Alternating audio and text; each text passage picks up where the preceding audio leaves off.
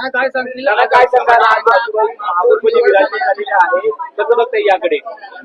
मला वाटते अजूभाई महापौर झाला त्याचा सर्वात जास्त आनंद तुम्ही पत्रकारांना असेल, कारण अजूभाई सर्व पत्रकारांचा चांगला जवळचा असा मित्र असं गणला जातो. माझा लहान भाऊ जरी असला तरी गेले 35 वर्ष झाले आमच्या घरामध्ये आम्ही 3 भाऊ, कोण लहान कोण मोठं असं नाही आहे. माझे मोठे भाऊ पण आहेत.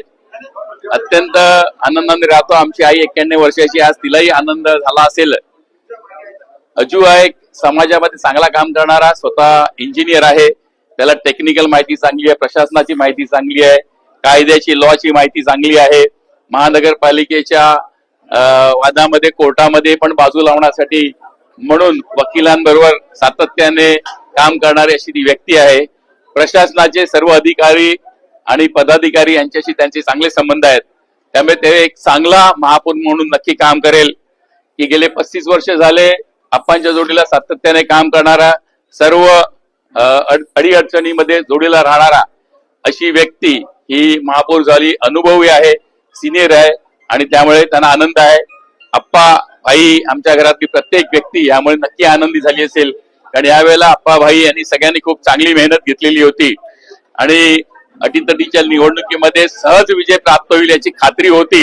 साधारण 80 पर्यंत सहज सीट मिळतील अशी खात्री होती. त्याप्रमाणे ही सत्ता आलेली आहे आणि सत्तेमध्ये योग्य अशी व्यक्ती की जी प्रशासनामध्ये कारभार करताना प्रशासनावर आपला चांगला वचक ठेवून, सर्व पक्षीयाला जोडीला घेऊन, सर्व नागरिकांना जोडीला घेऊन नक्की या महानगरपालिकेची जी थांबलेली कामं ती पुढे नेईल.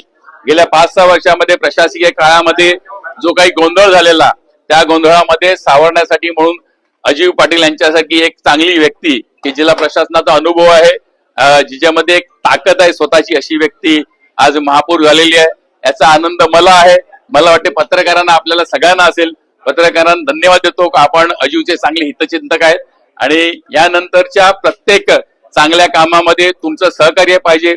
काही चुकत असेल तर तुम्ही कान उघडणी पण केली गेली पाहिजे, एवढं तुम्हाला मी सांगू इच्छितो. आपली महानगरपालिका ही एक सशक्त महानगरपालिका आहे. महाराष्ट्रातली 2 नंबरची मोठी महानगरपालिका आहे आकाराने.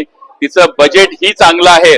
यावर उत्पन्नाची साधनं चांगली वाढवण्यासाठी नागरिकांनी सहकार्य करायला पाहिजे आणि म्हणून तुमच्या माध्यमातून मी नागरिकांनाही सांगू इच्छितो, एक चांगल्या प्रशासनाला काम करण्यासाठी, चांगल्या बॉडीला काम करण्यासाठी, चांगल्या महापौराला काम करण्यासाठी आपलं सहकार्य असायला पाहिजे. परत एकदा सर्व नगरसेवकांना, आप्पा महानगरपालिकेचे सर्व पदाधिकारी, अधिकारी, पक्षाचे सर्व नेते मंडळी, भाई यांना धन्यवाद देतो की त्यांनी एक चांगल्या उमेदवाराची निवड केली आणि आज त्यांनाही तेवढाच आनंद असेल जेवढा मला तुम्हाला आहे. धन्यवाद. तेवढा स्ट्रॉंग आहे. 44 नगरसेवक या ठिकाणी राहणार आहे.